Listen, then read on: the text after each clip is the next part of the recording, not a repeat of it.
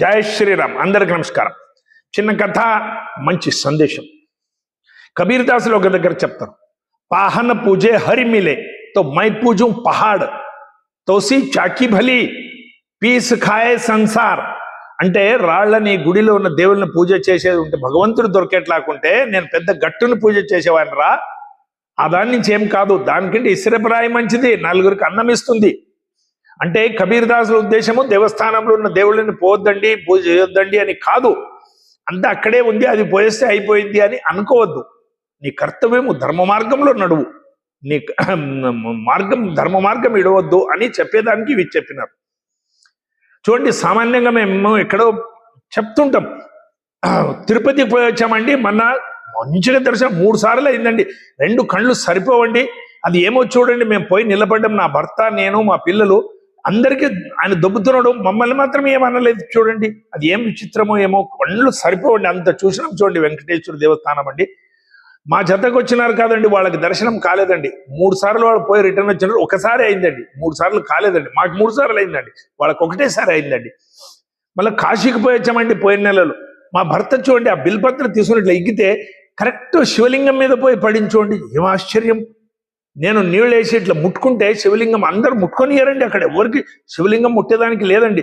నేను శివలింగం మీద నీళ్ళు వేసి ఇట్లా ముట్టితే వాళ్ళు ఏమనలేదు. చూడండి, చాలా ఆశ్చర్యం అండి, అది ఏదో భగవంతుని అనుగ్రహ. బద్రీపోయచ్చమండి, చాలా కష్టమేత్రమండి, బద్రీపోయచ్చమండి. అక్కడ వచ్చిన తర్వాత బద్రీ సమారాధన చేశామండి. ఎంత అంటే ఒక 1000 మంది అయిండొచ్చు అండి. ఆ రోజు సాయంత్రం వరకు భోజనము, అన్నదానం చేసామండి. పెద్ద పెద్ద ఆచారాలు వచ్చినారండి, పెద్ద పెద్ద భట్టులు వచ్చినారండి, అందరూ భోజనాలు చేసినారండి. నా భర్తకైతే సాయంత్రం దాకా బొట్టు పెట్టడము, షాలేయడం, బొట్టు పెట్టడము, షాలేయడం. ఎంతమంది అండి ఆ రోజు. మా భర్త అలిసిపోయింది చూడండి, అంత ఇదైంది. ఆ తర్వాత పోయిన నెలలో ఒక స్వామి వచ్చిండ్రండి, మాకు పెద్ద స్వాములండి, మీరు వాళ్ళ పేరు విన్నారు కదా, ఫలానా స్వామి వచ్చిండు, కాళ్ళ బాధ పూజ చేశామండి. ఆయన ఎవరింటికి పోరంట, మా ఇంటికే వచ్చిందండి. అది ఎవరింటికి పోతే కూడా 1 నిమిషం 2 నిమిషాలు ఉంటాడంట, చలో చలో చలో అంటారు. అది ఏమో చూడండి, మా ఇంట్లో కూర్చున్నాడు స్వామి, పోతనే లేడు చాలాసేపు. మా పిల్లగానికి పిలిచి నెత్తి మీద ఆశీర్వాదం పెట్టిండండి. ఆయన దీని నుంచి బ్యాగ్ నుంచి శేషవస్త్రం ఉంటే మా భర్తకి శేషవస్త్రం వేసిండండి, నెత్తి మీద చేయి పెట్టిండండి. ఆయన ఎవరు ముట్టుకోడంట, అదేమో మాకు భర్త నెత్తి మీద, మా కొడుకు నెత్తి మీద చేయి పెట్టిండు. చూడండి, నాకు మంత్రాక్షతులు ఇచ్చిండండి, కలకండ ఉత్తత్తి మంత్రాక్షతులు, 3 ఉత్తత్తులు వచ్చామండి. అది కూడా చాలా విచిత్రం. మేము 3 ఉన్నామండి, ఉత్తత్తులు కూడా 3 వచ్చినవి. ఇవన్నీ చెప్తుంటాము, ఏదేదో చెప్తుంటాం, దీని నుంచి ఏమి కాదు, ఏమి కాదు, ఏమి కాదు. ఇవన్నీ భ్రమ. నీవు కర్తవ్యంగా నడవాలి, నీవు ధర్మ మార్గంగా నడవాలి, అప్పుడు మాత్రం భగవంతుడు నీకు మెచ్చుకుంటాడు. మీరు చూడండి, మహాభారతంలో ప్రసంగంలో కృష్ణుడు మహావిష్ణు అవతారం, ఆయన జీవంతో ఉన్నప్పుడు, ఆయన తిరులాడేటప్పుడు ఆయన జతకున్న వాళ్ళు ఎవరెవరు? పాండవులు ఉన్నారు, 5 మంది ఉన్నారు, కుంతి ఉంది ఆయన జతకి, దుర్యోధన, దుశ్శాసన, విదుర, భీష్మ, ద్రోణ, జరాసంధ, శిశుపాల, వీళ్ళందరూ జతకున్నారు. కృష్ణుని ప్రత్యక్షంగా చూశారు. మీరు తిరుపతిలో ఎప్పుడో 1 సెకండ్ చూశారు కృష్ణుని ప్రత్యక్షంగా, దైవరూపంగా సాక్షాత్ కృష్ణుని చూశారు. ఏమైంది గతి? దుర్యోధన, దుశ్శాసన గతి ఏమైంది? వాళ్ళ జతకు సహకరించిన భీష్మ, ద్రోణుల గతి ఏమైంది?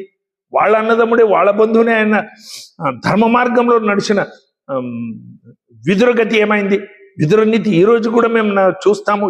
దాసీపుత్రుడు శూద్రజాతి విదురుని మేము ఈ రోజుకి చూస్తాము. పాండవులు ఉద్ధారం అయిపోయినరు. శిశుపాల, జరాసంధుల గతి ఏమైంది? వాళ్ళంతా ప్రత్యక్షంగా చూసిన వాళ్ళే. దేవుని చూసి ఉద్ధారం కావాలంటే వాళ్ళంతా దుష్టులంతా ఉద్ధారం కావాలి కదా. దుష్టులు, దుర్మార్గులు అదే ప్రకారంగా అయిపోయింది. ఉద్ధారం ధర్మ మార్గంలో నడిచిన వాళ్ళకు ఉద్ధారం అయింది. రామావతారంలో చూడండి, రాముడు ప్రత్యక్షంగా ఉన్నప్పుడు దశరథుడు ఉన్నాడు, 3 తల్లి ఉంది, భరత, శత్రుఘ్నులు ఉన్నారు, గుహ అడవిలో కలిసిండు.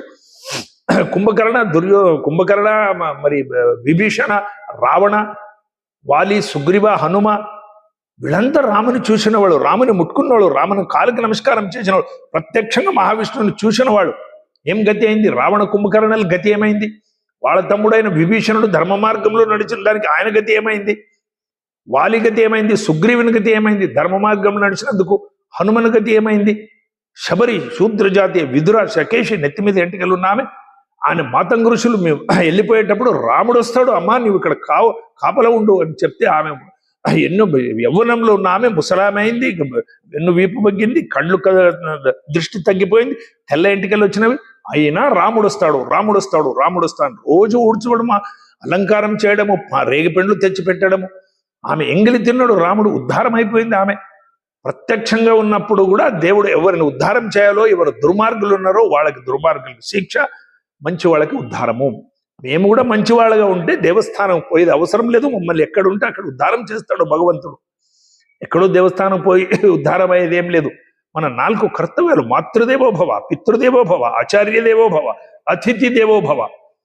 ఈ ధర్మ మార్గంలో ఇవి 4 కూడా జాగ్రత్తగా ఉండాలి. ఇంట్లో ఉన్న తల్లిదండ్రులే మాకు దేవతలు, వాళ్ళ సేవ చేసేది మన కర్తవ్యం. అతిథులు ఎవరైనా ఇంటికి వస్తే, ఈ కాలంలో అతిథులు ఎవరు రారు, అందరూ సంకుచితం అయిపోయినారు. ఎవరైనా వస్తే కొందరు ఇంట్లో పోతే పేపర్లు చదువుకుంటూ కూర్చుంటారు, లేకుంటే ఏదో పని చేసినట్టు ఉంటారు, లేకుంటే ఫ్యాన్ చూసుకుంటూ కూర్చుంటారు, టీవీ అంటించి కూర్చుంటారు, మాట్లాడరు. ఎప్పుడొచ్చిండ్రు అంతే, ఒకటే మాట, మేము కూర్చోవాలి, వాళ్ళు కూర్చోవాలి, టీవీ చూస్తూ కూర్చోవాలి. లేకుంటే భార్యాభర్తలు కోపంగా ఏదో కొట్లాడినట్లు చేస్తారు. మాకెందుకు వచ్చినావా నాయన, వీడదేం కొట్లాడి నడిచింది అనే ఒక వాతావరణం క్రియేట్ చేసేస్తారు. లేకుంటే పని ఉందని బయటికి వెళ్ళిపోతారు, మధ్యాహ్నం దాకా రారు. భార్య ఏదో ఇంత తెచ్చి కంచెంలో పెట్టిగా, మీరు తినండి, మాది లేట్ అవుతుంది, మేము తర్వాత తింటాం, మీరు తినేసేయండి అని తాత్సార భావంగా ఏదో తెచ్చి అన్నం, చారు, పప్పు ఏదో తెచ్చి ముందర పెట్టడం. ఈ మాదిరిగా అతిథి సత్కారం చేసేది ఇది పుణ్యం రాదు. అతిథులు దేవోభవ, దేవ సమానం, మీకు ఆశీర్వదిస్తారు, మిమ్మల్ని ఇది చేస్తారు. మీ ఇంటికి వస్తే నవ్వుతూ మాట్లాడండి, మీ కర్తవ్యం చేయండి. ఆఫీసులో లంచం తినొద్దండి, ధర్మ మార్గంలో నడవండి. దుఃఖంలో ఉన్న వాళ్ళకి పక్కలో కూర్చొని రండి, మాట్లాడండి. హాస్పిటల్ పడిన వాళ్ళకి పోయి టైం ఇవ్వండి. వీళ్ళకంతా చేసేది ఇవన్నీ ధర్మ మార్గాల్లో నడిస్తే ఆ భగవంతుడు మెచ్చుకుంటాడు. దేవస్థానం పోయేది అవసరం లేదు. 60 సంవత్సరాలు దాటిన వాళ్ళు అస్సలే దేవస్థానం పోవద్దు. అందరిలో ఉన్న భగవత్ స్వరూపాన్ని చూసే ఒక భావన మీ నెత్తి మెంటల్ స్టేటస్ అంత పెరగని. మమ్మల్ని ఎవరూ రక్షిస్తలేరు, మమ్మల్ని మా కర్మమే, మా ఇదే రక్షిస్తుంది. సాక్షాత్ దశరథ మహారాజు కొడుకు రాముడు దశరథ మహారాజు రక్షణ చేయలేదు. మేనమామ కృష్ణుడు అభిమన్యుని రక్షణ చేయలేదు. వీళ్ళంతా ఈ మాదిరిగా అయిపోయినరు. కాబట్టి మమ్మల్ని రక్షణ చేసేది మా ప్రాలబ్ధము, కర్మఫలము. ఇవి 2 జాగ్రత్తగా ఉండాలి, ధర్మ మార్గంగా నడవాలి. అప్పుడే భగవంతుడు సాక్షాత్కారం అవుతుంది. అప్పుడే మాకు భగవంతుడు మెచ్చుకుంటాడు, సమాధానంగా జీవించగలుగుతాం. భారత్ మాతకి అందరికీ నమస్కారం.